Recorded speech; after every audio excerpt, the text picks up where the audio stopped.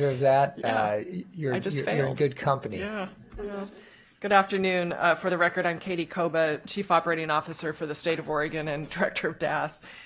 And we're here for you this afternoon briefly to go over a procurement review that was done of ODOT procurement, specifically around highway project work.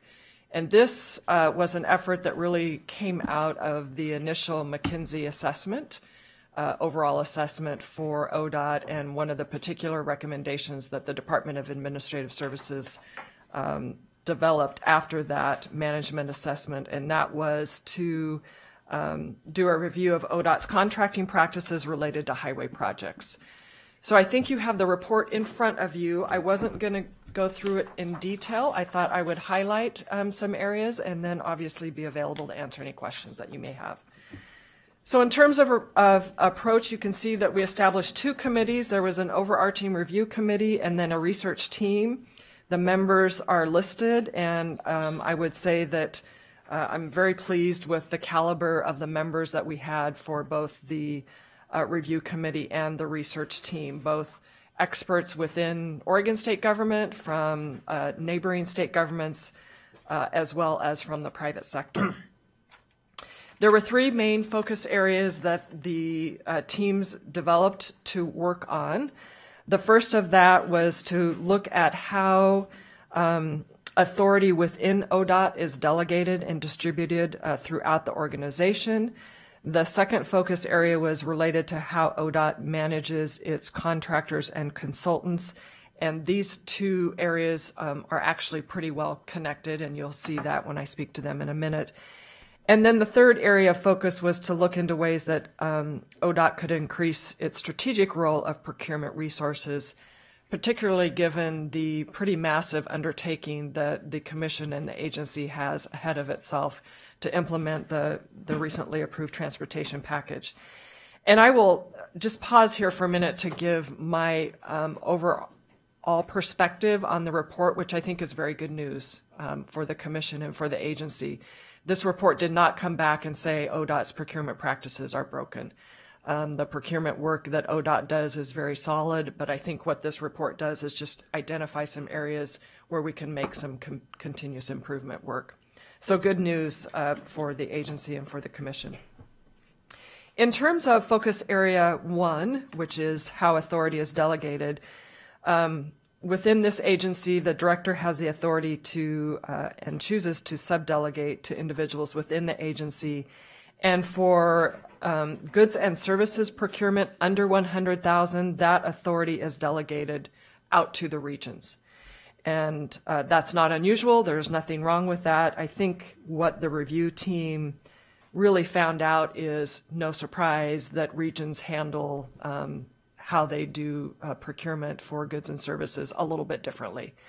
And that then connects with focus area 2, that contractors or consultants who are doing work in multiple regions may be faced with slight differences in requirements from region to region, which I think is confusing for the consultants and contractors as well. The third area, so maybe I should just stop there and see if there are any questions, particularly under the authority piece, the delegation, that there are some regional consistencies, and then the contractor and consultant management piece, which is really, as they're working within different regions, they're seeing some different requirements. No, first of all, thank you very much for this work, and I know that the time we have with you today reflects a huge body of work that has been completed, and which goes back quite a while into even putting together the parameters for the McKinsey work. So this is several years worth of work, and I think what I hear you saying is that we're not seeing something large and egregious, and that in the recommendations we're seeing little tweaks. And Brian, this may be a question for you, but in the delegation of authority that we just ratified this morning, I'm assuming that there was nothing inconsistent with the recommendations that are being made now. And if so, I think we'd want to make sure that we come back because we're going to want to implement the recommendations as Ms. Koba has lined out. So, and that's just a question. I think, are you aware of any inconsistencies on what the delegations that we already ratified today? Yeah. Good afternoon, Commissioner O'Halloran, members of the Commission. Bob Gebhardt, CAO for the agency. And no, I don't see any. I think really the call to action here is to make sure that we have mechanisms in place to care well for that delegation and track it, monitor it, and search for and establish consistency across the regions that has been pointed out by the industry folks that we interviewed through this process. Thank you, Bob. And I think that would be really my question. I mean, and I don't know. I mean, from a procurement standpoint, we have to be the largest state entity, if not one of. I mean, there's huge, revenue changing hands here, and massive contracts being let. And so the diligence, I think, is really it has to be like hyper focused on making sure that there isn't slop and that there's not room for anything mischievous in the way. And sometimes it's just a matter of tightening up the reins and making sure we have best practices in place and that we have checks and balances and how it's doing. And Bob, I know you are diligent on this stuff too, but I think Ms. Koba, it's important that it's not just us saying it to ourselves. So important, but I'll pause there because it's more of a comment. But I think we're going to want to embrace the recommendations and make sure that we have this in place, because I think going to that continuous improvement that we were talking about earlier, I think this is a huge component of it. And I don't know if you have anything to add, Mr. Van Broeklen. Otherwise, I'll just let you continue. But anyway, thank you. And I may share that you are correct. ODOT is one of the largest, if not the largest, agencies that buys things within state government. And I think the good news coming out of the review is ODOT is probably really focused on the big things, which makes sense. It's that delegation under 100,000 that goes out throughout the agency, which is where we're seeing, some things can be tightened up. But clearly there's been no mismanagement of funds, either deliberately or because of controls, and that truly is the good news. I think tightening up those differences amongst the regions is really going to help your contractors as well. Because if they are doing work in multiple regions and can use a standard template or a standard approach, that's going to make things work better, which is what we really need to have happen moving forward here for the next few years, right? So that brings me to the third key area of focus, and that's really around the strategic role for the agency. Again, congratulations for the success in a very significant transportation package. But as I visited with your director, now the tough work begins, and that is implementation. And this is going to require a lot more outsourcing than what the agency has been doing here over the course of the last 5 years, and that's going to require a lot more procurement work. And so there are some challenges that ODOT has in front of them. They are not challenges that are unique to state government, but they are indeed challenges, particularly when you're trying to successfully implement a large package. We know as an example, we know we have a lot of retirements of state employees, and ODOT is facing that as well. As you lose that expertise, it is a challenge right now to get good qualified individuals to come to state government. That's the reality that we face when we're in a very hot economy. Good people are not necessarily looking to come to state government, and we're not necessarily competitive in paying the salary that it takes to get them. So I think we're all going to have to work hard together in order to do the work that needs to be done, do the work well, get the systems in place and running, and very much that important partnership with the private sector and that outsourcing piece and making sure that piece is done well. So procurement's a big part of that. I think everyone is very much aware of it, and now it's just a matter of making it work. Before I get to the recommendations, on page 4, we have a little highlight there of ongoing efforts. I think I've spoken to this already, but ODOT procurement has been working constantly on continuous improvement. So that's, again, contributes to the good news here that even before this review, the ongoing focus around training, checklists, rules, policies, procedures, this is nothing new to the staff here, and I don't have any concerns with their ability to implement these recommendations. So now moving on to the recommendations, we basically have 4 recommended areas, and we're suggesting that ODOT reports back to us in a year to see how they're doing in terms of proceeding with their recommendations.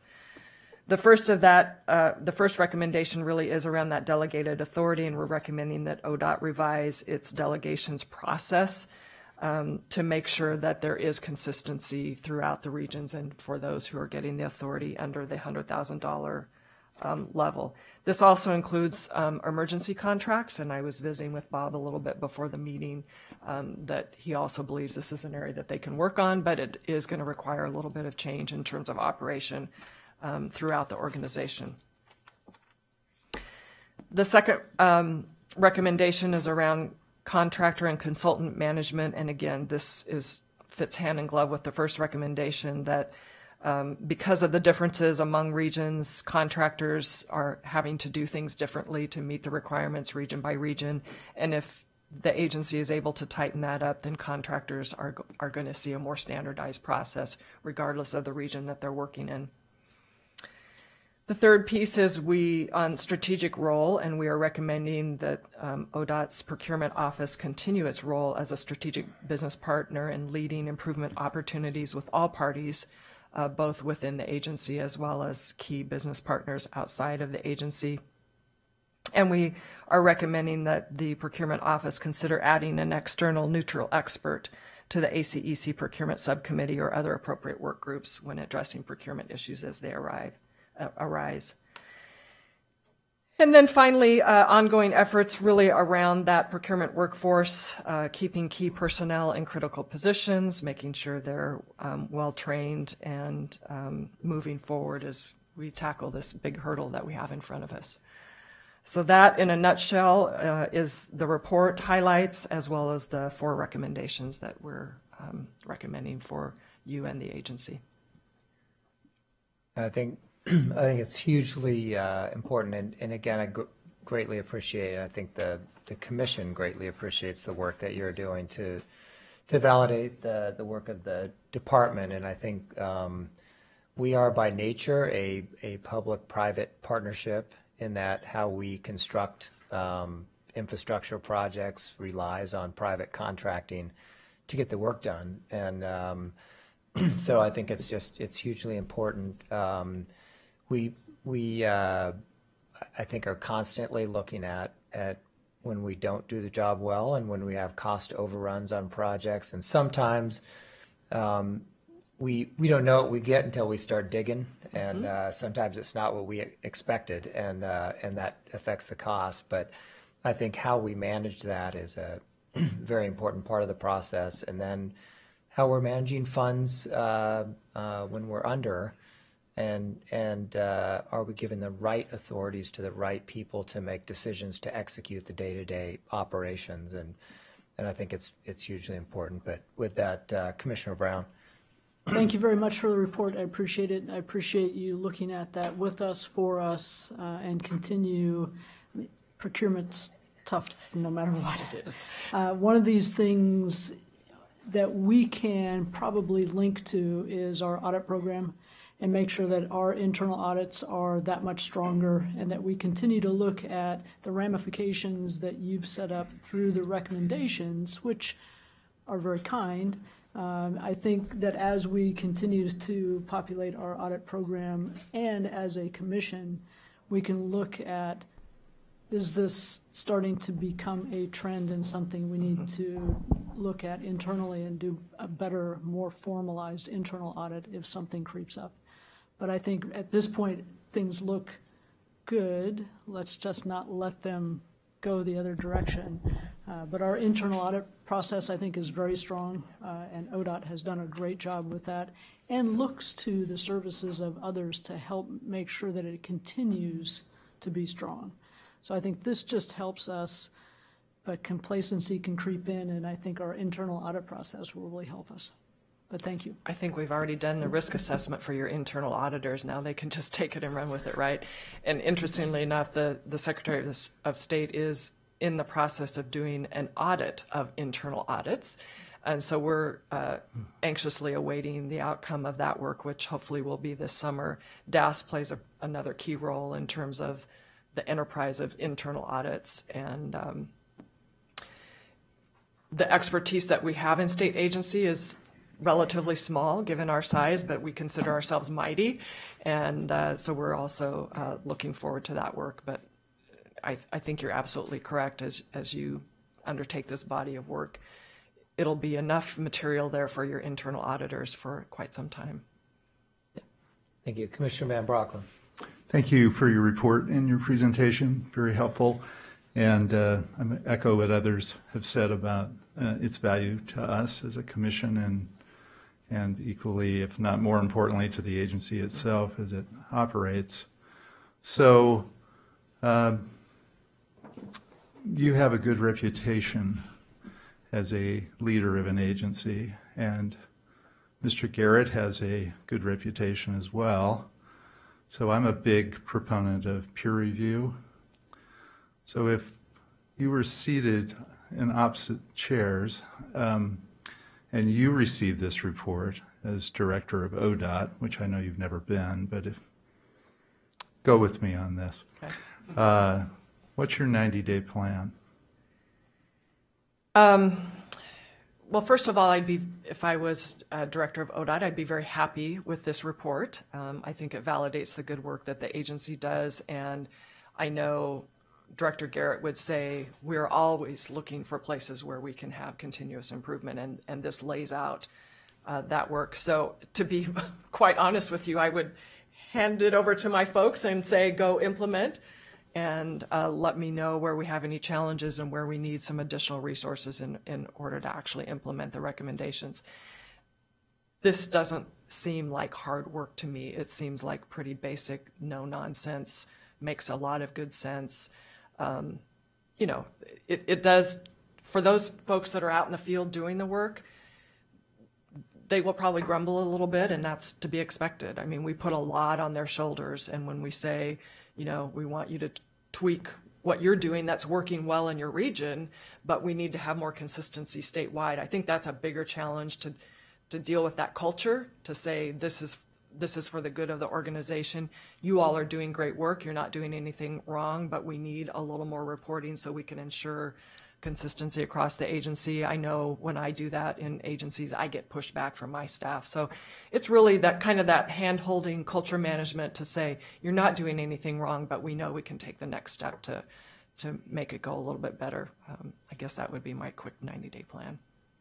And I guess my other question is there anything you haven't written or said that you think we ought to know based on the work you've done? There really is not.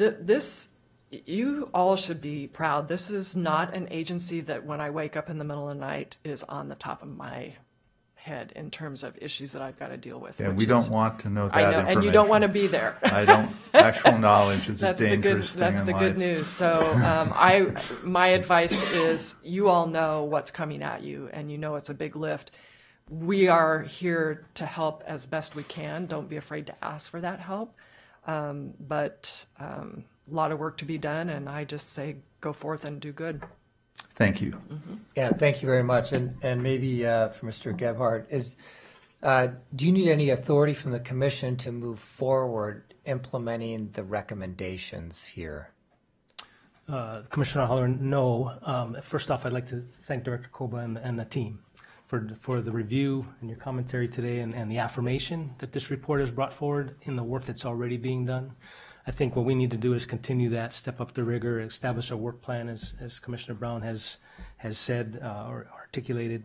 And quite frankly, the CIAC isn't formally stood up yet, but we might put this as item number 2 for CIAC to receive a report from the agency on the work that's already been done. What has been done has been years long, 3 or 4 years in the procurement process. We've been breaking it down, working with the divisions, and just getting better at our game. But anytime you get one of these, it's instructive. It helps you understand where you've got additional opportunity, and we're going to lean into that and make that happen. And so if you go with that proposal or thought or recommendation, perhaps the CIAC will work with us on continuing to animate the plan, making sure that we stay on task and deliver some key milestones and deliverables by the March 1st, 2019 date, when we need to report back to Director Koba. The last thing I'd say as well is I think Highway has been very involved as we've been the whole agency's been looking out over the next decade at what needs to be done. Our work with the Highway Division and some of the things they're standing up as far as consultant contracting unit to work alongside OPO to our procurement office to make sure that that partnership is solid, that we understand the quality control requirements in getting good contracting put together. The other piece is House Bill 2375 from a couple of sessions ago has animated a requirement across the state for all contract managers to get a certain level of training and proficiency so they can manage these contracts well. All of these things come together to just help us improve our game. And so what we want to do is just make sure we're establishing good reporting mechanisms, good feedback loops within the organization, and really that strong process orientation that as we bring on new people with the retirements and the changes in personnel, that we're training to a standard and an expectation that has people knowing exactly what's expected of them, and then giving them good feedback and good reporting and monitoring so that we can continue to train up where we need to and establish expectations for go-forward performance. Great.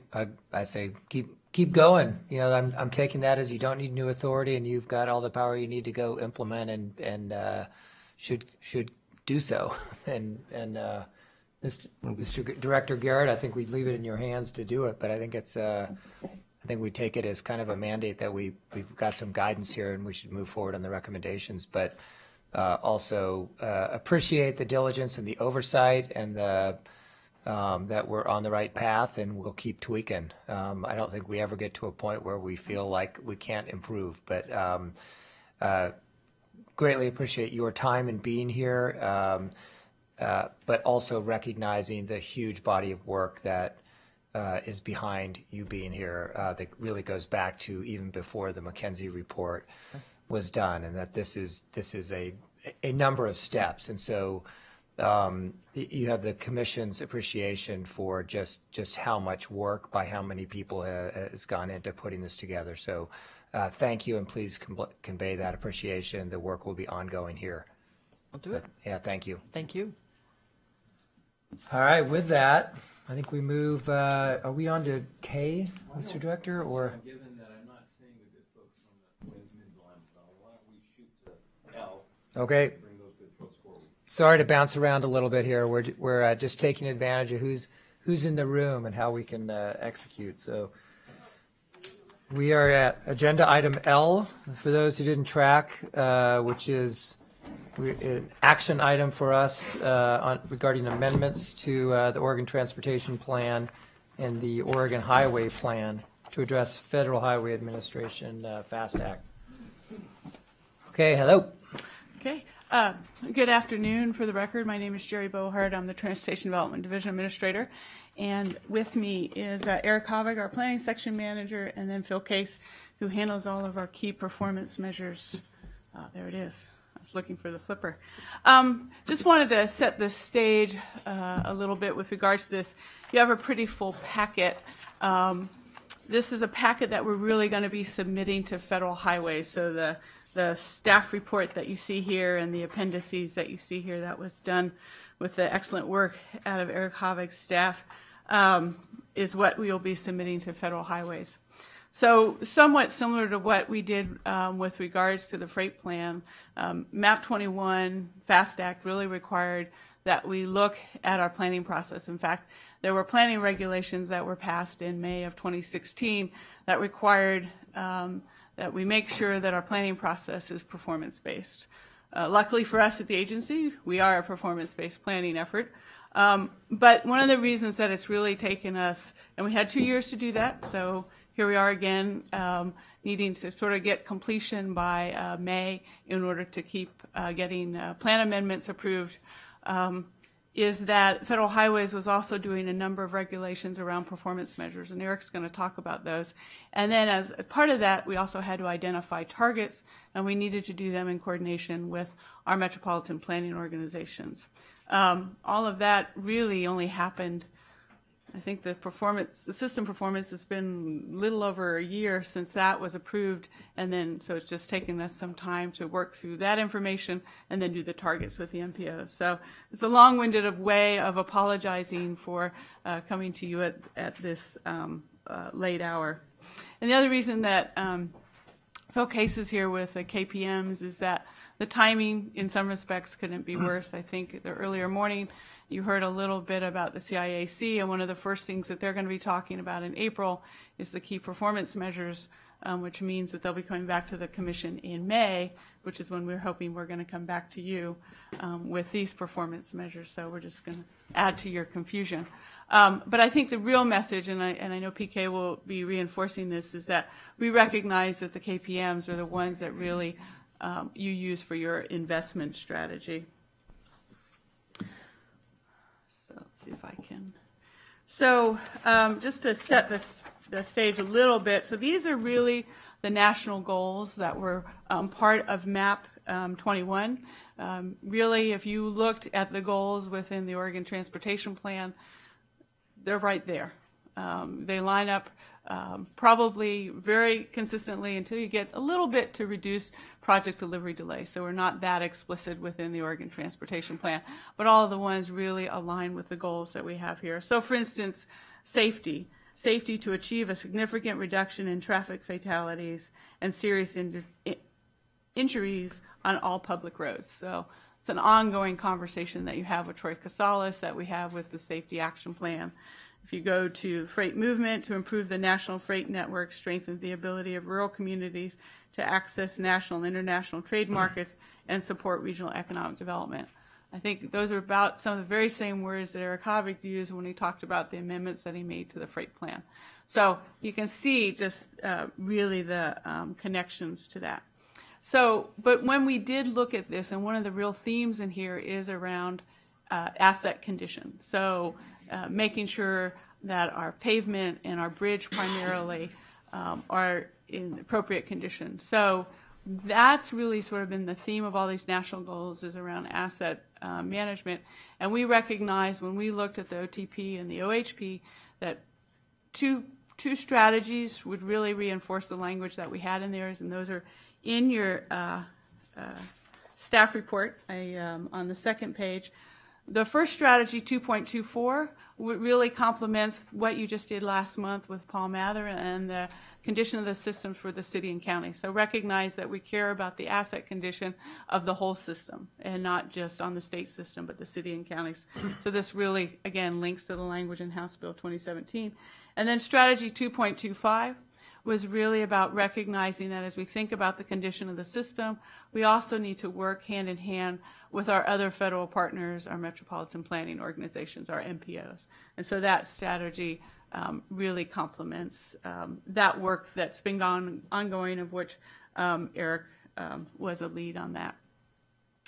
So that's sort of the national goals. So you will see in attachment, I think, 2, 3, and 4. Those are actually what we will be amending into the OTP and the OHP. So you see the language on the national goals. And then Eric's going to actually talk a lot about the Oregon Highway Plan, because he's going to talk about the target. So I'll save that. The other thing that came out of the federal planning regulations is planning factors. And the planning factors have been around, the first 8 have been around since Ice-T, so the early 1990s. They added the last 2, resilience and reliability in travel and tourism, as part of MAP 21. In the case of resilience, it's improve the resilience and reliability of the transportation system and reduce or mitigate stormwater. And in the case of travel and tourism, it's just enhance travel and tourism. So we've been working on certainly all of these planning factors for OHP, the Oregon Transportation Plan, all of our modal plans. And I bring that up because we have these planning requirements. We also, Goal 12 out of the state planning goals, so transportation, also has requirements in there about how we do our long-range plan. And then as you all are aware in the delegation work that you've just done, that you're mandated to do a long-range plan as well. So we have to keep track of all of these requirements as we bring forward all of our planning documents. But we really have been incorporating the planning factors for as long as I've been here, and I've been at the agency for 20 years. So really the matrix that you have in your packet really talk about how these planning factors, so we identified a finding, and then we also identified the policies and the strategies, whether it was in the Oregon Transportation Plan or our modal plans of how we meet all of these planning factors. So I think, and I'll turn it over to Eric now, but I think that as we've brought forward this packet, we believe that we're in compliance with the new federal planning regulations, and that's really why we're bringing it forward to you today, so that we can take it out to the public and then get the work done before we come back to you for approval in May. Thanks, Jerry. For the record, Eric Hovig, Planning Section Manager for ODOT. And I got to talk about the actual performance measures and the targets. Jerry did a nice job of setting up where these came from. They did come from the MAP 21 legislation. And the performance measures were dictated by rulemaking exercises done through USDOT. So we did not get to pick what these performance measures are.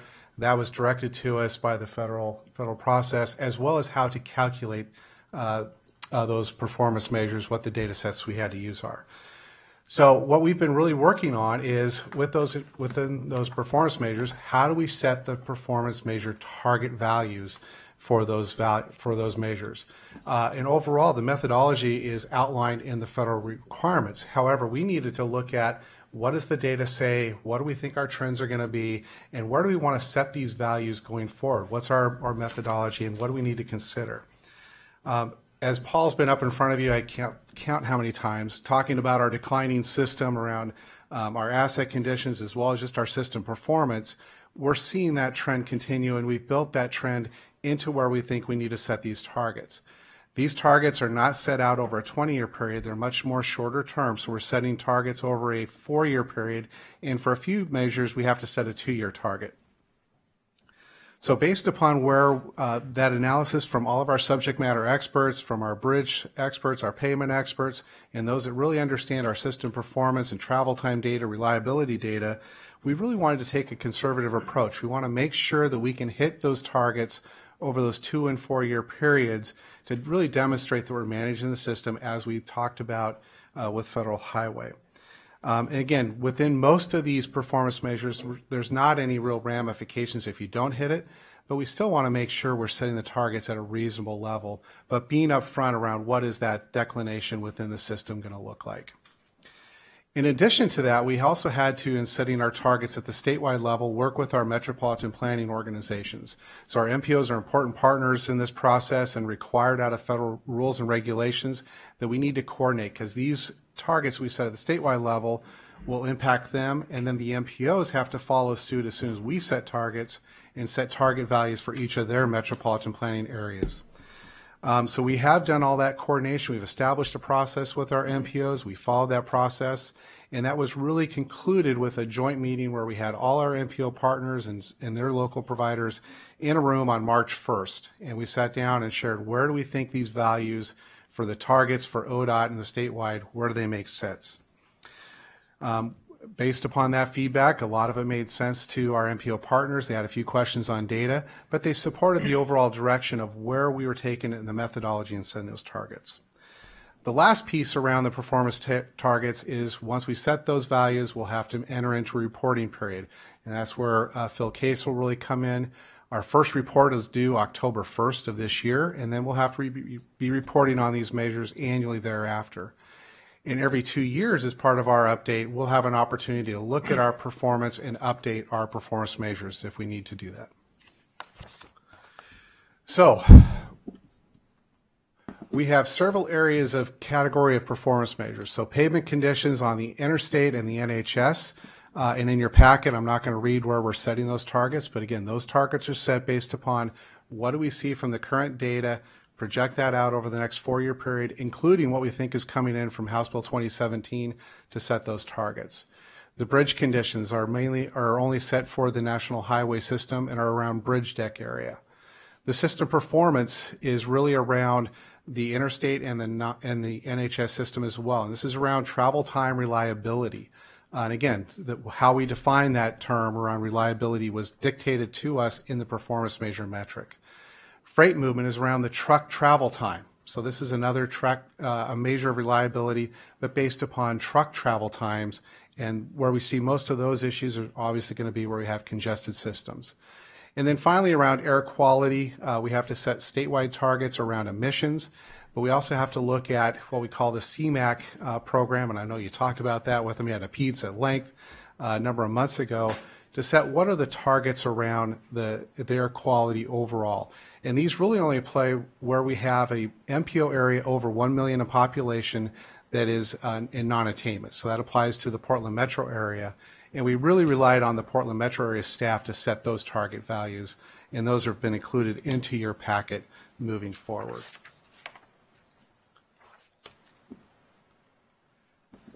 Outside of these performance measures, safety was another category where we had to set performance measures. Those were actually accomplished when we brought forward with Troy Costellas the update to the Transportation Safety Action Plan. We set those target values there.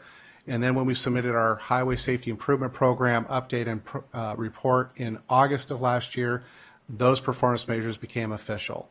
So as of now, with the clock ticking for our MPO areas, they have already had to set targets around safety.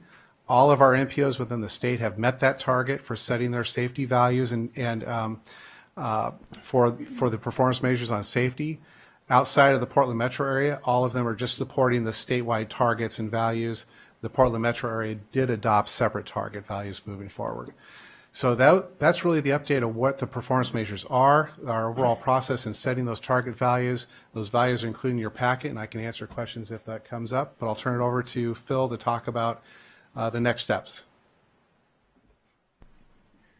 Thank you, Eric.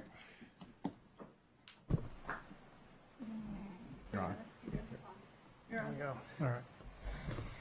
Thanks, Eric. Good afternoon, Chair Holleran, Commissioners. Thank you for your time today. I'm Phil Case, the Performance Management Chief here at ODOT.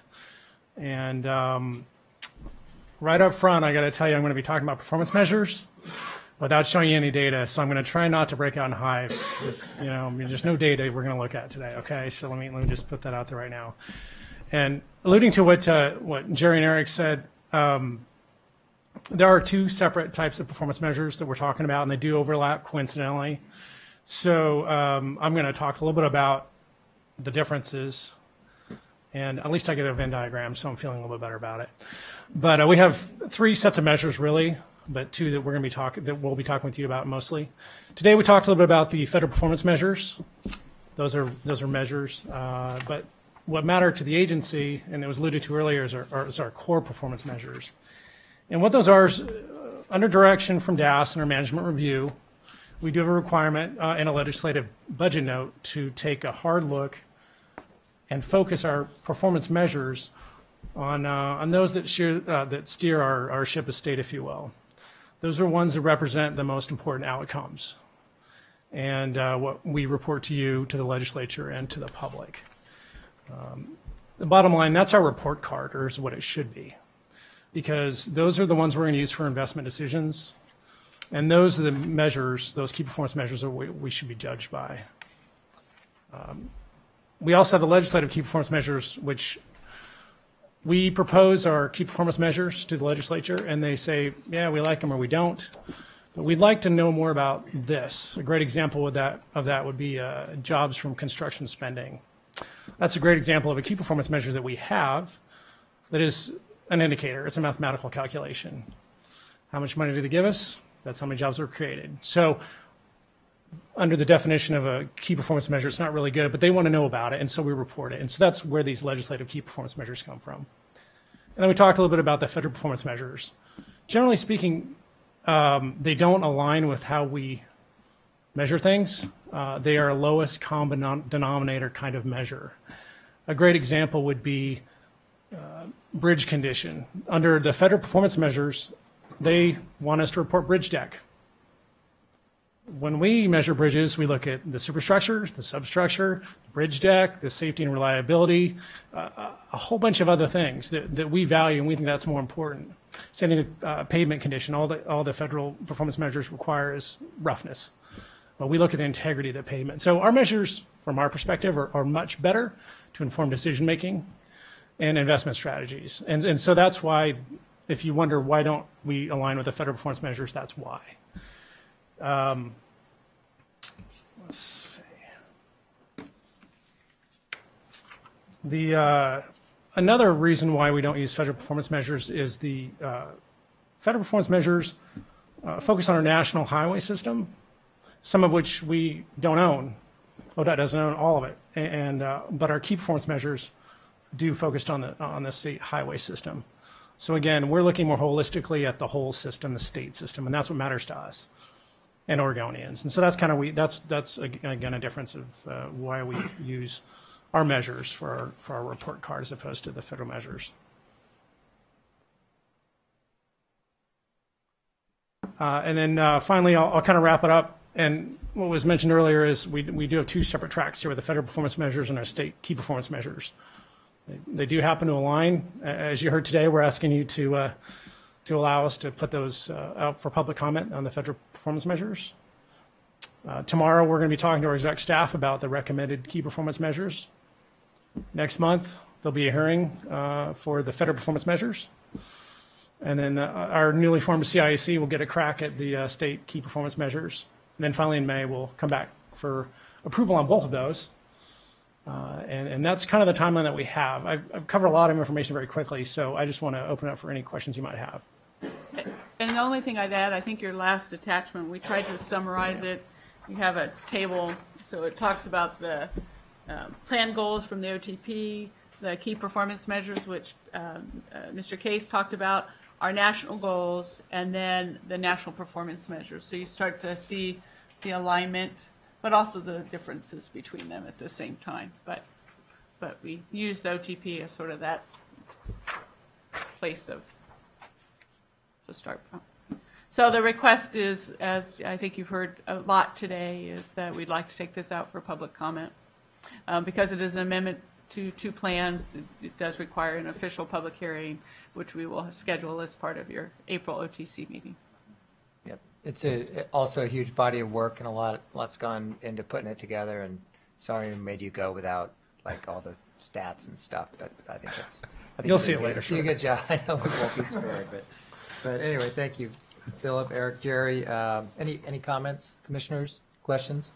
Welcome a motion.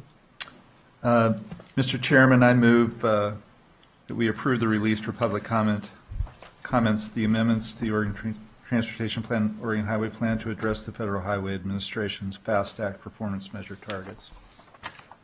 Any discussion on the motion? All those in favor signify by saying aye.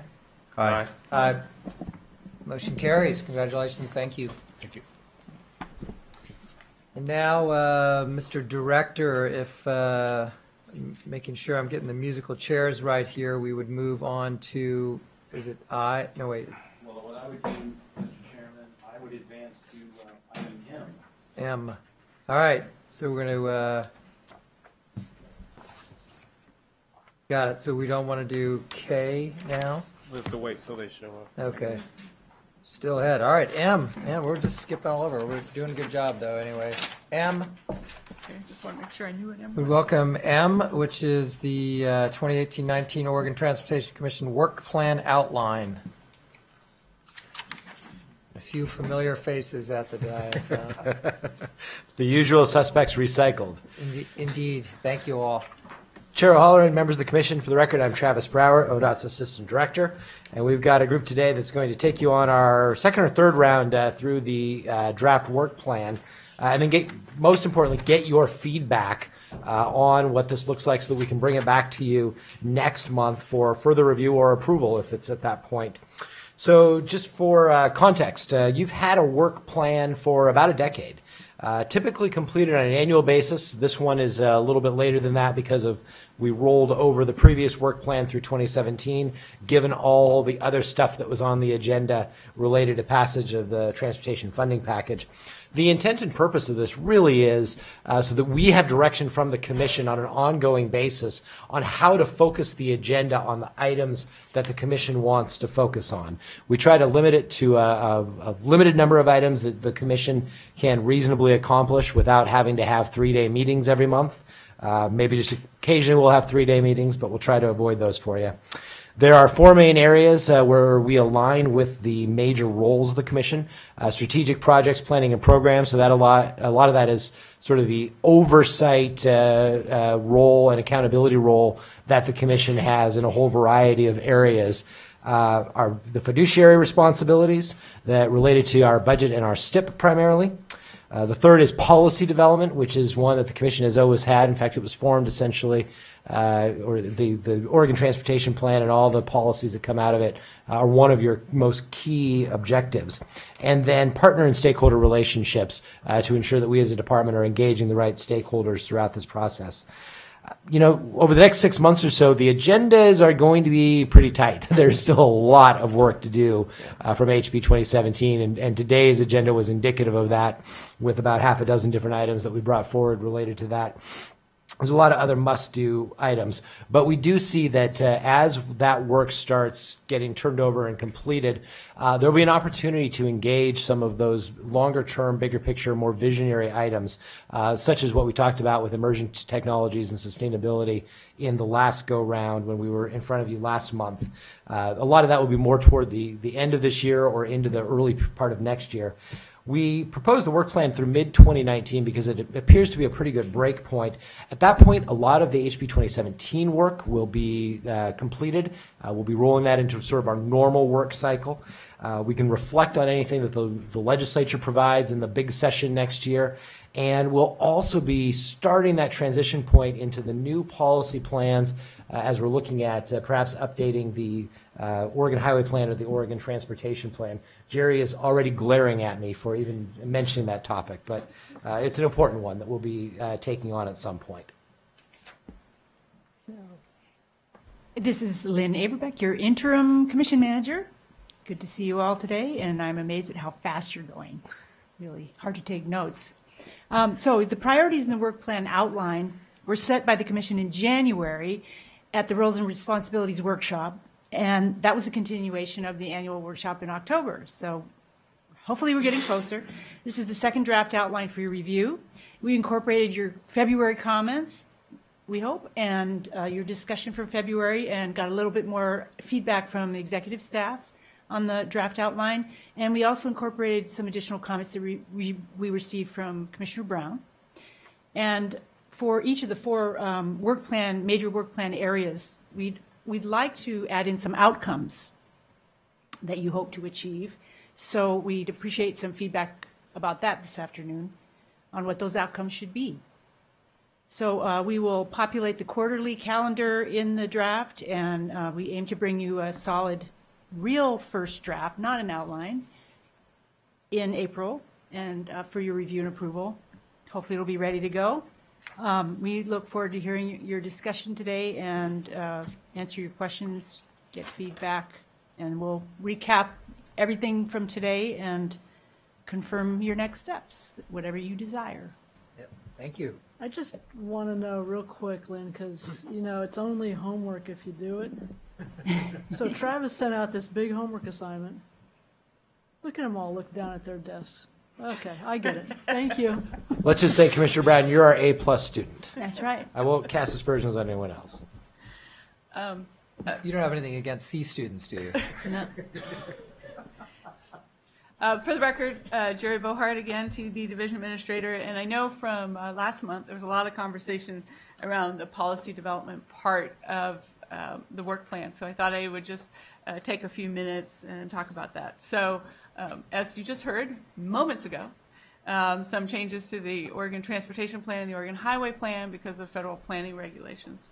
We're also going to be in front of you in May I think I got my dates right, in May, asking you to release the public transportation plan, with anticipating that that would be completed in the early fall. And so then we would have a lot of plans done, and then the question becomes, what do we need to be working on next? And there has been a lot of conversations, I think, about, are we updating the Oregon Transportation Plan, or are we updating the Oregon Highway Plan first? And I've been giving a lot of thought to that, and I realize that this is really is a discussion for the commission. We have the Oregon Highway Plan, in a lot of respects, very much out of date, 1999, though we've amended it numerous times, starting when we did a policy on bypasses, which some of you may remember. But you actually also update it every time you approve an interchange area management plan or you approve an asset management plan. So we're actually doing some of the facility planning that we do around the state. But on the flip side, some of the needs works that we've done there, pretty much out of date, though in a lot of ways, when we talk about the conditions of the system, we're bringing that up to date every time we do this step. However, you have some big policy conversations that are just happening. So the value pricing work that's going on, I think Commissioner Holleran and Simpson were part of that conversation. What we learn out of that is going to be very, I think, fundamental to how we think about how we update the Oregon Highway Plan. The whole conversation, I think, is House Bill 4063, is that the Autonomous Vehicle Task Force. So obviously, how are we thinking about connected and autonomous vehicles? Again, is going to frame really both the OHP and the OTP. So what you see in here, so as we started to think about that, was sort of that discussion around emerging trends, innovation, technology, and sustainability. And so I think what I'm envisioning at this point in time, subject to change, I'll add my caveats, is that sometime in the fall, most likely, we envision a workshop with the commission to talk about what we've learned about these trends. We're actually working with Mr. Havig's staff. We're actually sort of working on a white paper to grab some information and then really have a discussion with you all on what we're seeing with regards to emerging trends, to really set the foundation for what are the scenarios that we need to be thinking about as we think about the future of transportation for Oregon. So there's a lot of uncertainty about what autonomous vehicles might do when you talk about land use. So on one end of the spectrum, we could get sprawl because you know, now you can drive anywhere and someone else is driving you, or just because we care about community and all of those things, we'll tend to continue to live in the city. So there's a lot of uncertainty about different aspects that we need to think about relative to the plan. So my vision right now is that we'll have this workshop, talk about what are some plausible scenarios. And those will really lay the foundation, I think, for both the Oregon Highway Plan and the Oregon Transportation Plan as we move forward. So I think that's what we've tried to embed in this work plan, is sort of that glide path to you guys ultimately making the decision on which modal plan we want to work on. But then also just recognizing that modal plan implementation is really key to a lot of the work that's going on right now. So we would continue to be doing that. The question, just like with everything else, is how do you balance this with the resources, right? It's only so much staff, only so much financial ability that we have. So that's what I tried to do, as I did a little bit of the write-up here for the policy development based on the conversation we heard the last couple meetings with you all. So I think that was more than 3 minutes, and I apologize. So for the House Bill 2017, I'm sorry. That's myself.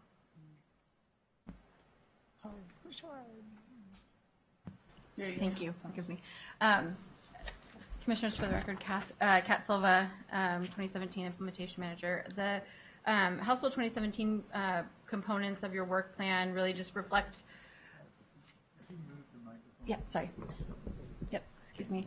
Really just reflect what's in your dashboard that you receive each month, and also what you've given to us in terms of direction and as to what you want to focus on, and what your engagement and oversight will look like for the department on those specific initiatives. And so we've incorporated those that you indicated you wanted to kind of retain the authority and either execute in some capacity or retain and give ongoing direction to the department in terms of how we implement those and carry out those initiatives. So that's what you see in the House Bill 2017 portion of this work plan. It also incorporates in kind of the Section 45 accountability measures, and that's part of the that's something that you haven't seen quite yet, but we'll see in the next month for the implementation plan on that, and how we're tracking all the moving pieces that we're required to report on for the fuel tax increases in the future. Okay. So with that, we are here for feedback. Well, I think in just looking at the plan, one, I think it's concise and it's relatively tight and easy to understand and follow, and clearly, judging by the number of committee assignments I've received, you can tell how many commission meetings I've missed. So, but anyway, I think really nice job putting it together, and it's good that we have this, and I think it's a good guidepost for how we're going to. Thank you, Mr. Chair.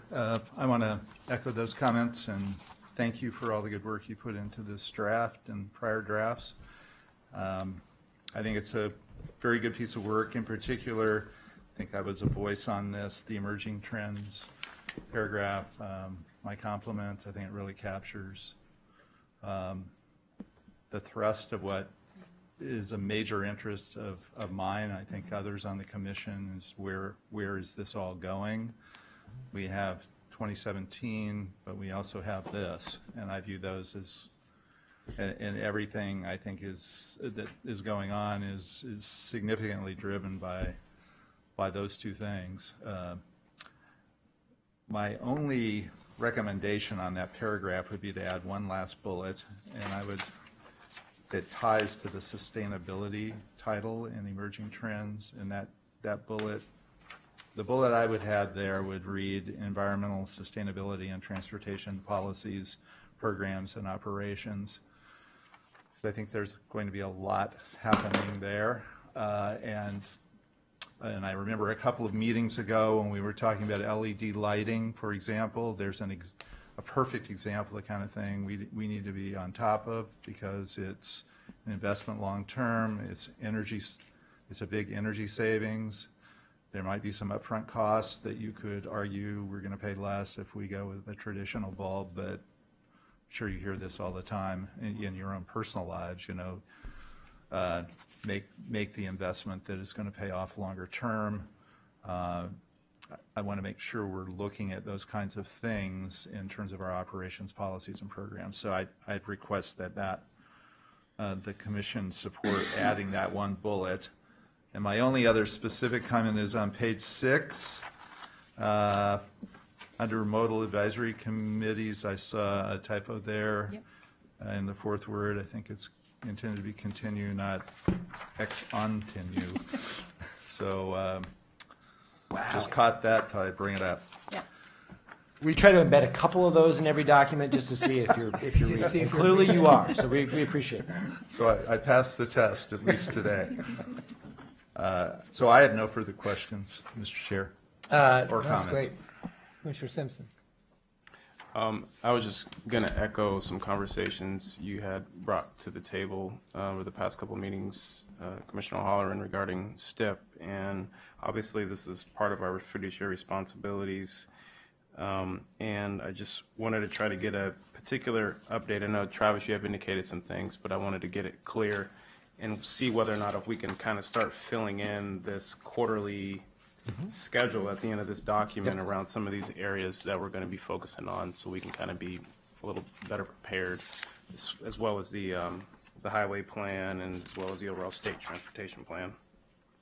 Yes, Commissioner Simpson, our intention is to have a fully fleshed out calendar at the end of this for the next document, so that you can see how those things will occur over the course of the next year plus as we go through this.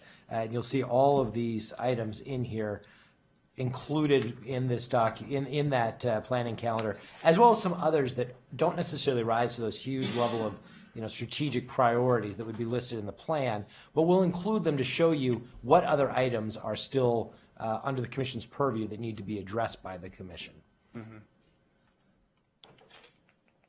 Yeah, thank you. And I realize I don't know exactly where that conversation goes, but it's definitely something we need to maintain on an ongoing basis. Just how the new implementation of 2017 and new revenue coming in is being allocated at the agenda. And then my final comment was related to, under the policy development, the modal plan implementation. And I know there's various modal committees that kind of complement those particular plans. And I'm just curious as how's that information flow going to be conveyed back to the commission as it relates to our policy development tied back to those particular modal plans? Always the trick, see if we can get the mics on.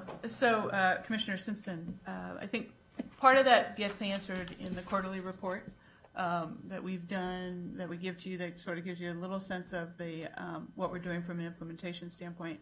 But Amanda Peets and I have been talking about recognizing that probably on at least a yearly basis, really coming to you with for lack of a better word, a report card on where we are with implementing our various modal plans. I think the engagement by the respective advisory committees, it looks a little bit different. The Safety Action Plan with Troy Casales' Safety Committee, and we really don't have one with the Transportation Options Plan, so that probably runs a little bit between our Bicycle and Pedestrian Advisory Committee and our Public Transportation Advisory Committee. They're both, I think about transportation options and the implementation that they do. So we do see bringing the report back similar to the ACTS.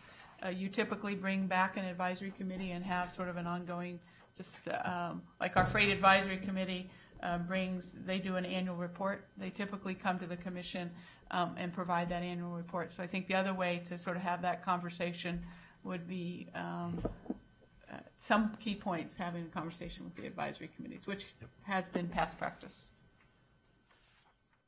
And that could probably go on the calendar if we decide to do something like that. Yeah, and that is something that is where Commissioner Van Brockman pointed out our unique spelling.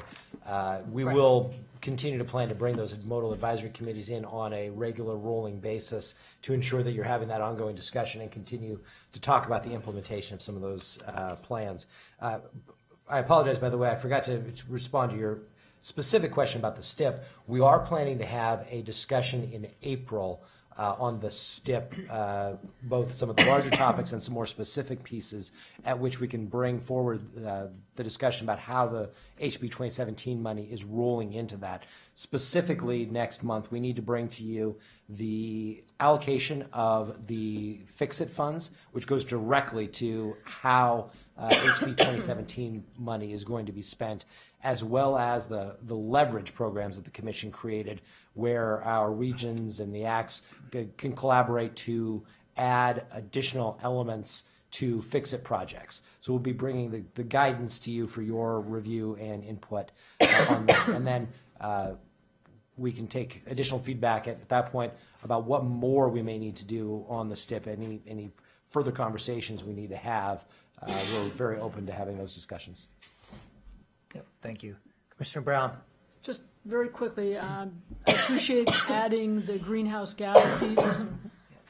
Just because we have a work plan and we don't know how to solve it yet doesn't mean we shouldn't put it in there. And I think putting it in there highlights the fact that we know this is important. We don't have all the solutions yet. Point. So I appreciate you adding that back in.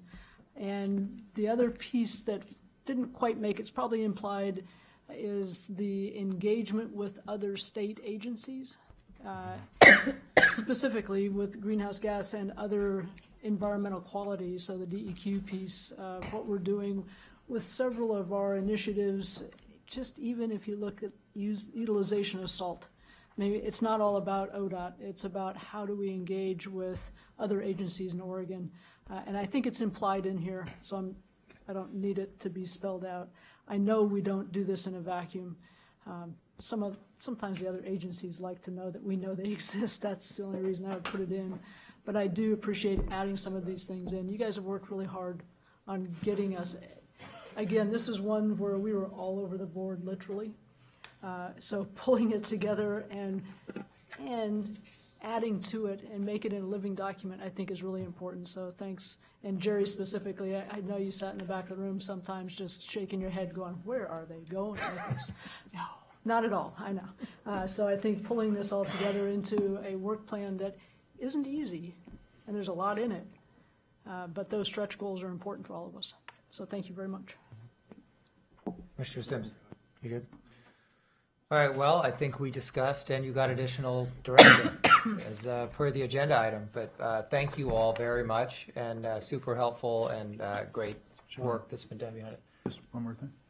So one thing I wanted to respond to is the workshop concept. I think it's a great idea, and I would just encourage you to schedule sufficient time for us to take a fairly deep dive into some of the things that you were referring to and that are in the work plan and that are ahead of us, because I think that's a conversation that will benefit from having a little time for us to actually get into it at a deeper level than we could in a normal meeting. So I think it's important for us to devote time to it. Thank you. Add a committee on workshops, and Commissioner Van Brockman will chair. Yeah, I'm chairing that. Mr. Chairman, if I may, just to play off Commissioner Van Brockman's suggestion, I would also inform staff that as we set up these workshops, whatever the specific issue is, it certainly would be incumbent upon us to maybe bring some outside folks to share their perspectives on these types of issues. And I think that would, again, make for a more dynamic conversation amongst all of us when we go to school on some folks that may have walked down a pathway maybe a little farther than we have. I agree with that. Director, just having the conversation you had with the Tri-Commission meeting, I get the title wrong. I would envision as we start to plan this, perhaps having a little bit of a conversation with the commission prior to actually doing the workshop and saying, is this fitting the bill? Because I wouldn't want everybody to spend a day and then you only got half of the meal that you wanted. So I do see this one taking a little bit of prep work to satisfy the needs. Yeah, I think we need to your point, continue to bring stakeholders to the table here to discuss. And I think if we're just talking to ourselves, it's not always helpful, but I know that a lot of stakeholder work goes on in the interim, not just at these commission meetings, but nonetheless, I think it's important to bring them in. Like, for example, we were having a sidebar discussion on the role of carpooling in HOV lanes, and I think that would be something. There's some real innovative technology out there, and I think I'd like to bring some of these people to the table, say what else can we be doing on it as we're looking at increasing capacity on limited volume of lanes. And so I think there's just a number of things that we could probably chalk off and add to the agenda that I think would help our thinking as we're wrestling through this. Yeah, I would say both stakeholders and experts, because in emerging technologies, we want to make sure, and innovations, we want to make sure we're listening to people that are devoting time and energy to thinking about the future and thinking about where this is going. So I think we ought to be planning something that looks a little different, so that we're getting inputs and perspectives that generate thinking and new questions for all of us. And just to close on that, I definitely want to echo all of those comments as it relates to things pertaining specifically to GHGs and conversations around sustainability and requesting that we get feedback from outside agencies and other organizations. But one of the things that kind of frightens me is not hearing about the challenges other areas have learned from or experienced as a result of policy development. I mean, if we look at something, and I get to hear that a lot of smaller hauling companies and trucking companies go out of business in other states just because of the regulation, that's a challenge that we have to actually entertain and think about and consider, because if people are having financial hardships of having upgrades in equipment, then we're creating a detrimental effect on another community, in our own community. And I don't think that's conducive to where we're trying to go with this. I don't think that's the intent, but it opens up an opportunity for us to talk to other state agencies, DEQ and whoever else that could essentially help and assist companies that could, or organizations or people or businesses that would potentially have a detrimental effect if it results in a policy shift that requires them to no longer operate a business. So just keeping those pieces in mind as well, and trying to make sure that we have information related to best practices as it pertains to those issues as well. Thank you. Good point. Thank you all. Greatly appreciated. And Mr. Director, with that, I would like to take up agenda item N, because we may lose some folks. I just Sure. want to make sure And Mr. Chairman, with no issues, concerns, or conflicts identified with the consent calendar, I would ask that the consent calendar be approved en bloc. Just lost Bob. You didn't lose them yet. Any comments or questions on the consent? No calendar? issues. Move approval of the consent calendar. Questions on the motion? All those in favor of approving the consent calendar indicate by saying aye. Aye. Aye. Aye. The ayes have it. Thank you. It's approved. There we go. All right. With that, we're going to circle back, and sorry to be jumping all over the afternoon agenda, but it's just the price of efficiency here, right? All right. So, Mr. Director, just to be clear, we're going to go now to Item K. Item K. I see our friends At from long the last, Mid-Willamette. and we would welcome up for a discussion with the Mid-Willamette Valley Area Commission on Transportation, and to receive their biennial report and hopefully approve their updated charter. Welcome, and thank you for trekking here to be with us today. Thank you, Commissioner O'Halloran. I am obviously not Lisa Nell. I'm Sonny Chickering, the Region 2 Manager. Lisa was looking forward to being here with members of one of her ACTs to share their presentation today. Excuse me, but she was unexpectedly detained, and so I'm standing in for her today. So very briefly, we have several members of MWACT here today, including the chair and the vice chair, and in a moment I'll just turn the presentation over to them. Unless you have any questions from me. We have included in your packet, excuse me, the biennial report, their charter and operating agreements. So if you have any questions about those documents, I or they will be able to answer those for you today. With that, if you have no questions, I'd like to turn it over to Chair Woods for the remainder of the presentation. Welcome and good to see you again. Good afternoon, Mr. Chair, Commissioners, Director Garrett. Once again, we're here to talk to you. And we have some bullet points we want to share with you about MWAC. And then we have some responses to some questions you'd asked us to talk about. Just want to let you know that the three-county area, Marion, Polk, and Yamhill counties, as a collective population right now, 526,500, over 500,000 people. So 1 out of 8 Oregonians live in this tri-county area. And MWAC is growing fast. It has grown over 94,000 people since the year 2000. The employment has risen as well, with 198,000 new jobs in our tri-county area. We have some major congestion problems, bottleneck areas, and because we're kind of in everybody's way. You know, people have to get through us to go to the coast from I-5. If you're going to go from Portland to Salem, you have to go through our area. Going east out of Salem, go through our area. So we've got one bottleneck. I don't know if you've heard of it, but it's called the Newburgh-Dundee bypass, and it's coming along quite well. In phase 2, ODOT provided $10.5 million for right-of-way purchase, and House Bill 2017 has added another $22 million to make the phase 2 shovel ready. Another area that we have that's a major concern is the Fort Hill Valley Junction area. This is where Highway 18 and 22 overlap for a period of time, and it's designated as a statewide national highway, freight route, and rural expressway. And we've had to borrow money from this project to fund other projects in our area, and this has been on the books for some time.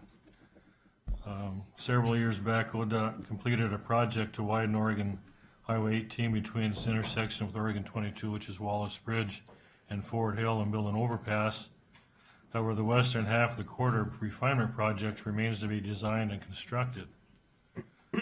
I just want to share something with you. This last Sunday at around 10:30 in the morning, there was a two-car wreck on the westbound where they narrowed down to one lane before you cross an old aged bridge at Fort Hill. And traffic was backed up to Wallace Bridge, which is, I guess, 3 or 4 miles. That's on a Sunday morning. The reason I know that because I was in that backup. At about 6 o'clock Sunday evening, there was another wreck between the casino and the turnoff to Hebo, and that was backed up through the Van Duzer corridor, which is over 8 miles. Again, there was a car stopped, another one didn't. That's all it was. But 2 days later, this last Tuesday, there was a fatality out on this section of the highway. It was between Grand Ronde and Otis, about 10 miles east of Otis. And the highway was shut down for 5 hours. Now, there's no other way to get there unless you go down the Corvallis and over, or through the back roads if you can find the back roads, and get over to Hebo. So it's a major road, and it's getting more congested. The next two topics I'd like to have Vice Chair Kathy talk about them. All right. Thank you very much. My name is Kathy Clark. I'm the mayor of Kaiser.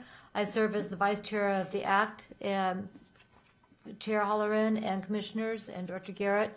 It's a pleasure to join you here again today. The two topics I want to address that are also of major concern for the Mid-Willamette Area Commission are a couple of our legacy projects, and the ones that Chair Woods has just addressed are also legacy projects. We've been tracking these for years. We've been tracking the fatalities. We've been tracking the economic problems that they create for us and the quality of life problems by not addressing the congestion and the maintenance and the upgrades of our facilities in the Mid-Willamette region. I know it's been due to lack of funds. It hasn't been due to a lack of will or collaboration, because all 3 counties agree on the top priorities for taking care of our infrastructure and make sure it's adequate. So we're not going to come to you with much that's new that you haven't seen before, but we're going to continue to pursue these projects because they do have a significant bearing on safety and congestion relief. The one I want to talk about is the Willamette River Bridge, otherwise known as the Salem River Crossing. This is another legacy project in that the Salem area has been dealing with this lack of the ability to cross the Willamette River east-west for over 40 years. Time and time again, this project concept has come up, and time again, it has not happened. And yet it keeps coming up because, quite frankly, you have to travel east-west. And right now we have one pair of bridges that will take you east-west between Marion and Polk counties. If you want to get across the Willamette River, you have to go up to Yamhill County or down to Benton. This is the only one that is Marion Polk to go across on a bridge. We have a bridge that is inadequate and very unsafe going into Independence, and that is weight limited, I believe, but I know it's also completely inadequate and has had a number of fatalities there as well. So we have an environmental impact study that is nearing completion. It has some issues regarding a LUBA remand, and we are trying to work our way through that process. The City of Salem has convened a task force to deal with some of their local issues, and I applaud them for looking at what they can do with the 2 bridgeheads that we currently have. Again, we're trying to funnel everything through the downtown Salem area right here, which is very congested, is very constrained, and has created difficulty for them to move forward with plans about what they would like to do with their space. And I support their desire to fulfill their vision for their city. But when we try to overlay the needs of the region and the mid portion of the state through that same corridor, we're creating congestion problems. We're creating issues with economic viability, our housing needs, where we're supposed to have housing on the west side, but you can't get to employment on the east side or services. So this is going to be an ongoing discussion that we want to work with you on this in making sure that we can adequately address our transportation infrastructure and complete the systems to allow for multiple routes for safety, economic opportunity, and livability. The other one is the I-5 interchange at Aurora Donald. There are some truck stops there, but more importantly, that interchange, again, is undersized. It is unsafe. It is inadequate to address the needs of our trucking sector, freight, and it's also it is very dangerous because of the narrow and the limited line of sight and the turn radiuses for the two truck stops, et cetera. So this, again, it impacts the Mid-Willamette Valley, access to our farmland, access for freight, and also the ability to move through with limiting congestion as much as possible. So there is an interchange area management plan that is being developed, and I look forward to that being completed and then going into design and construction. One of the things that we've seen over the years is that we've had to phase things out because of a lack of funding, and we totally get that. And again, we have worked collaboratively as an ACT to make sure that we move projects from design to completion. And we will help prioritize those things so we aren't competing with each other but collaborating. This is, again, a major safety issue and congestion issue, and we as a region have made this a priority as well, and we will encourage going through not only the design but also to completion and construction. So these are going to address major safety issues and access issues and the ability of the Mid-Willamette region to be able to function efficiently with our increased population and increased economic viability in this area. Thank you very much.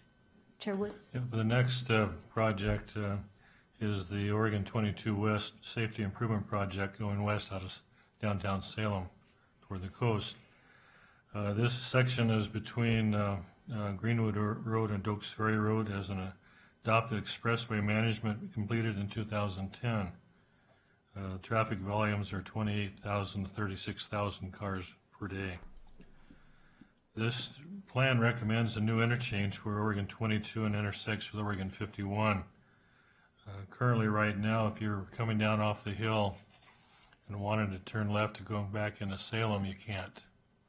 There's no refuge lane for the cars to sit in to merge with the 2 lanes of traffic going towards Salem.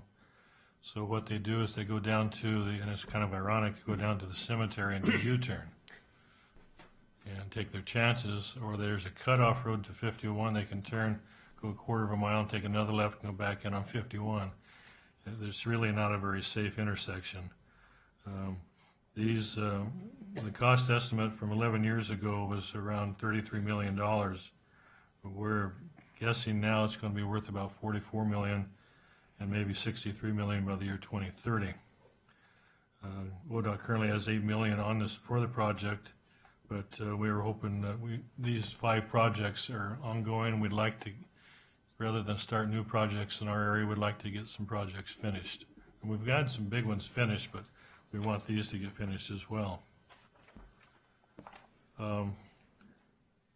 You were asking us to discuss some questions you had. One was what is the appropriate and effective role for the acts given the funding and expectations provided by House Bill 2017? Well, 4 of our 5 projects are in the bill.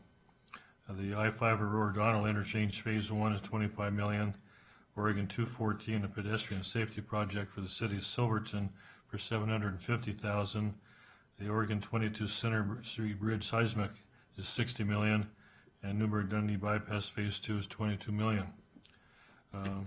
We are anxious for these projects to move forward, and we're looking forward to hopefully getting these done. Hopefully we can stand back and see them finished while we still can see that far.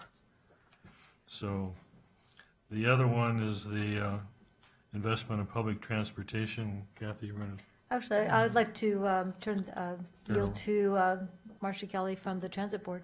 Okay.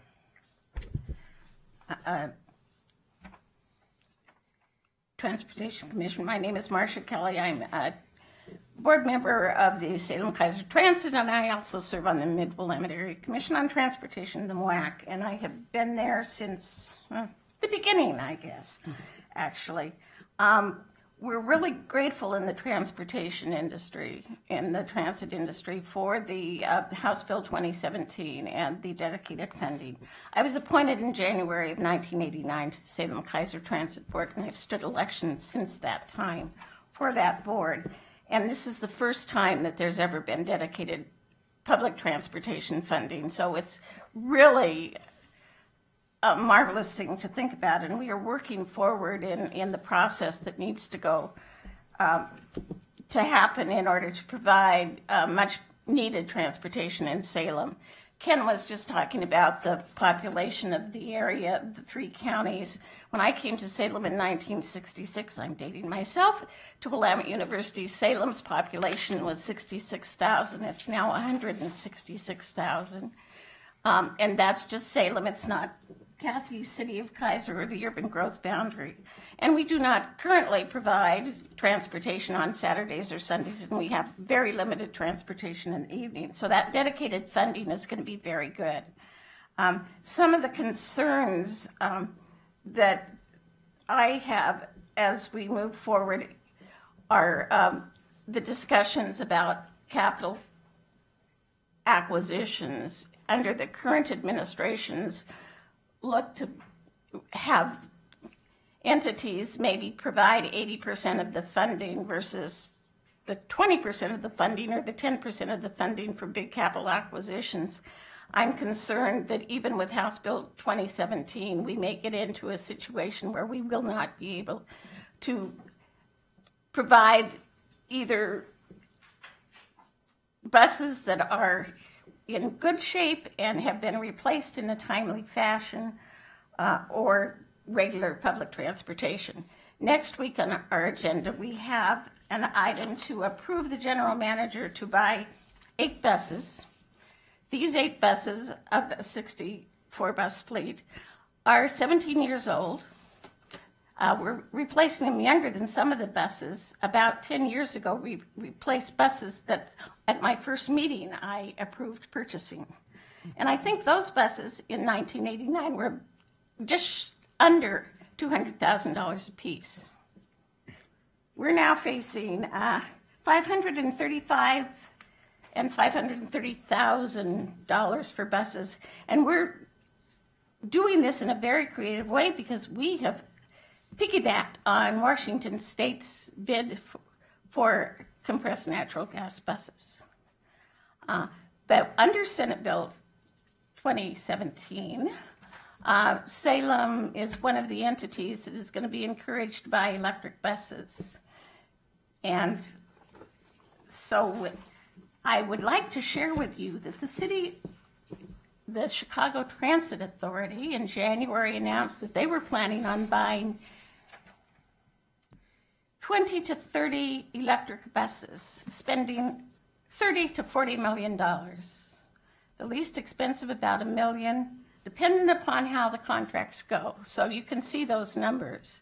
And if the traditional non-partisan transportation approach to all forms of transportation happens in Washington, D.C., we may not be in a sticky wicket, but we may be needing help in the transit industry from the state in doing capital construction if they in fact do flip that 20%. So I just wanted to bring that to your attention and say thank you. This is probably the last time that I'll have the opportunity to come before you. Under the Senate Bill 1536 in this legislative session, Salem is going to become an appointed board by the governor instead of an elected board. So thank you. Well, maybe the governor will have the wisdom to appoint you and keep you going. But I think your equipment utilization is very impressive, and it's always nice to have a fellow Bearcat up here. So thank you. Thank you. The other question that you asked about was the needs for investments in preservation, safety, and congestion relief. And I know at the last meeting we had in October at the workshop, and it's the same message from MWAC. Our number one priority has always been safety. And back when this act first started, safety was hardly ever mentioned in any of the project. And they said, well, it's meant to be there. And we said, well, if it's meant to be there, why don't you say it? So now it's a very commonly used word. So we look at, our recommendation split is a 50% safety, 30% fix it, and 20% enhance.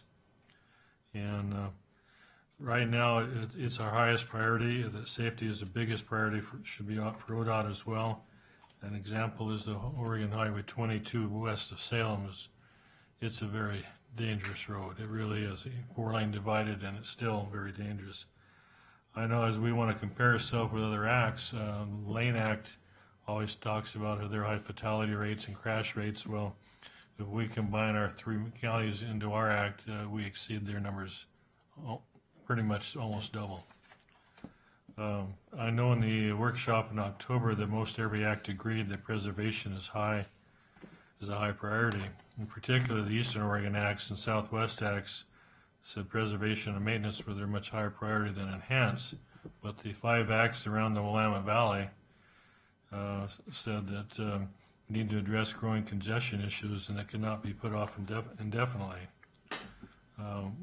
We've had some updated traffic counts, and the bridges crossing the Willamette River in 2016, the traffic count was 93,500 per day.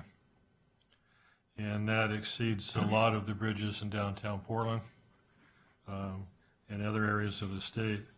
The only other areas around here that exceed that traffic count is I-5 at Market Street, which is 101,000, and north of I-5 north of Salem is 98,000, and south is 95.3. So it's more traffic than I-405, I-205 at Stafford Road, Highway 26 east of the Vista Ridge Tunnel, Morrison Bridge, and Ross Island Bridge. More traffic count. And people are trying to get from point A to point B, but right now they got to go through Salem. And I know you've experienced too, and we all have. And I've got more bullets here with traffic counts and stuff, but it's not that important. So do you guys have any questions for us? No, I'll just say, first of all, thank you all for being here and for doing what you're doing. And as you're talking about this, I can visualize each one of these places, and I think I've been through Hebo and Otis a gazillion times, and I know there's one car does something foolish there, and it can really be dangerous. And there's just always, it's very dangerous there. And I think I visualize the Flying J Travel Center and truck stop there in Aurora, and probably if they took the Cinnabon out of there, it would reduce traffic a lot. But I always stop there for that. But I know it's one of those areas that the truck car just interaction is just hard to mesh, right? And we have to do something, and I think it's very important. And clearly, Mayor, what you have going on right here in the backyard, I think is. I think we can all relate to, but really appreciate the fact that you guys are spending the time and putting it in here, and I think we hear you, and I think want to figure out what's our path, how can we get after this, and luckily the legislature has given us a few more tools to do so, and I think you have the commission's support, and we'll figure out what does it look like when we try to take these ideas and put them into a plan. So with that, any questions? And I think we have an action item here. So anyone, I would welcome such an action. So to go figure out where we are on the agenda. We're L, right? Bouncing around a little bit. Oh no, we're Mr. Chairman, on K. I'd like to move that we approve the Midwest ACT biennial report and approve their updated charter. All right. Clarified that the Mid-Willamette Valley area ACT and their biennial charter. Yes, so there is a motion, and any discussion on the motion? And if hearing none, all those in favor say aye. Aye. Aye. Aye. Thank you. Opposed? Aye. Yeah, thank you. Congratulations, and look forward to working with you as we move forward on this stuff. And thank you for the good work you've done, and we'll be in touch. Well, thank you too. We appreciate the hard work you guys do. Thank you. All right, Mr. Director, I don't know if we did not have Bob Courtwright here earlier, and I don't know if we want to bring him back up. I think it's prudent. I think Mr. Courtwright wants to share some a few comments on item L, Okay. which was the performance measures. Thank you, Mr. Chairman, Mr. Director. Actually, I'm sorry. Did that do it? I'll do it. Okay, excellent. So let me start by saying my name is Bob Courtwright. I live here in Salem. I'm a retired transportation wonk. And first, apologies. I was telling a colleague earlier that I didn't have to worry about being here because you could set your clock by the OTC's agenda. At least that's been my experience over the last 20 years. So this is a new trick for an old dog. I wanted to talk to you about two things. One, your proposed work plan, and then second, about the proposed amendments to the OTP for performance measures. Regarding the work plan, last month you received comments from Chris Hagerbomber at the Oregon Environmental Council that encouraged you to add adoption of the STS, the Statewide Transportation Strategy, to your work plan. I want to second that. I see that the staff report talks about it and that you're going to get a report, a monitoring report from the department next month. I understand that you'll want to reserve your right to see that report before you make a decision about whether or not to include it in the work plan. But I want to make sure you keep the door open to that because this is a really critical policy issue for you to address. Just three quick reasons why I think that's the case. First, it's clear that climate change and reducing carbon emissions are a overwhelming challenge for our time. It's something that we don't have the luxury of putting off. Failure to make progress and reduce emissions means we're going to face more serious consequences in the future and likely face more dramatic actions that would be needed to reduce emissions. The second reason is the legislature in House Bill 2017 once again asked that the Commission adopt the statewide transportation strategy. And the third reason that I think you should do it is because until and unless we have an adopted statewide transportation strategy, there'll continue to be questions about the agency's commitment to carry out the strategy. For practical purposes, the unadopted statewide transportation strategy is a collection of good proposals, of things that we could do that would achieve greenhouse gas emission reduction.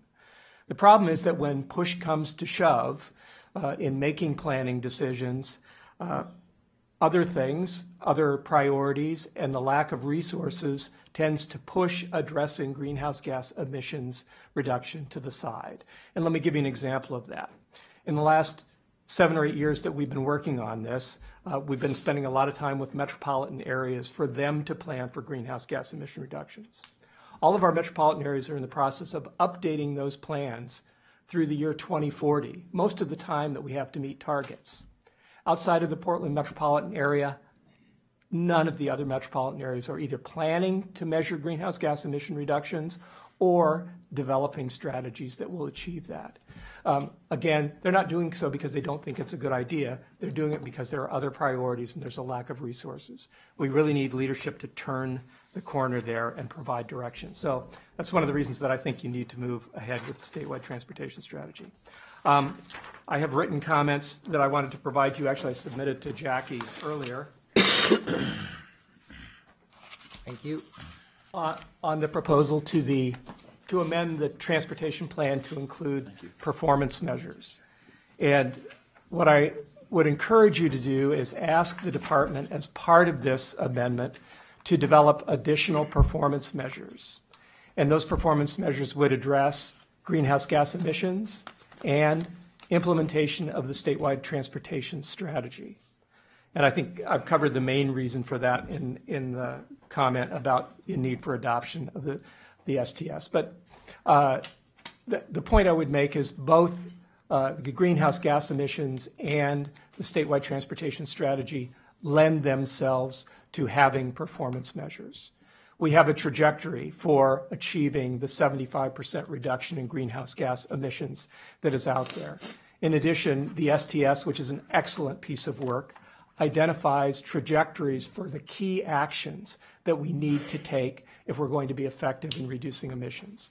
For example, the amount of additional transit service or the expansion of transportation options, a whole set of things, and it sets trajectories for each of those. Those are easily adapted to performance measures that we can use to monitor our progress.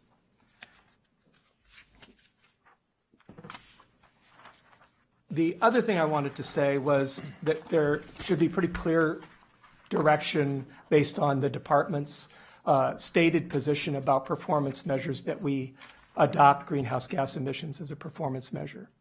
The federal law that we're responding to allows and encourages states to adopt their own performance measure. And the Obama administration 2 years ago actually proposed that greenhouse gas emissions be a performance measure. With the change in administration, the Trump administration, FHWA, withdrew the proposal for a national performance measure. Oregon and 7 other states appealed that decision by the Federal Highway Administration, contending that it was unlawful. The feds withdrew that, but then they reinitiated it. And what I've included with my letter is a comment from ODOT that says basically, yes, this should be a performance measure. And the other thing that I would highlight for you is the governor has provided pretty clear direction on this. When the administration withdrew the Clean Power Plan, Governor Brown said basically, we in Oregon are not going to shirk our responsibilities. We're going to provide leadership doing everything we can to address climate change. Since we've taken a position at the federal level that we should have a greenhouse gas emission reduction performance measure, it seems logical that we should provide the kind of leadership now by adopting one at the state level. Thank you very much. I really appreciate your time. Yeah, thank you for taking the time to come and share your views, and we appreciate your written comments, and we'll put them into the record. Thank you very much. I have a question for Mr. Courtwright real fast. Thanks for presenting again, obviously important information and suggestions as we move forward to the future of our system. But I was curious, since somebody such as yourself is very engaged in this, is there a greenhouse gas emissions shortfall in terms of dollars statewide that's been quantified or identified? I'm just trying to figure out where are we at in terms of a state, in terms of where we should be in terms of as it relates to climate change and all the impacts that are resulting from increased emissions. Is there a dollar value to that? And I'm just trying to figure out where we're at and what role do we play in that overall dollar. Commissioner, I don't know if I can quantify it in dollar terms. The last report we had from the Global Warming Commission said that we were falling slightly behind, and one of the places that we're falling behind in meeting our emissions trajectory is in the transportation sector. Again, I don't know that they or anyone else has translated that into a dollar estimate. And I'm hoping that you'll hear more from the department next month when they present that monitoring report about where we are on those trajectories. Thank you. Thank you. Terrific. Thank you. Thanks very much. All right, with that, Mr. Director, I think we have completed the agenda, although we hopped around it a little bit. But Mr. Chairman, you were very nimble, but you've completed your business. And I think it's a freak anomaly of events that is no reflection on Chair Bainey not being here. So we welcome her back. And Mr. Chairman. Thank you, and Chair Bainey, I know she's listening, and we will welcome her back when she returns. But thank you all for your diligence and participation. Thank you. We stand adjourned.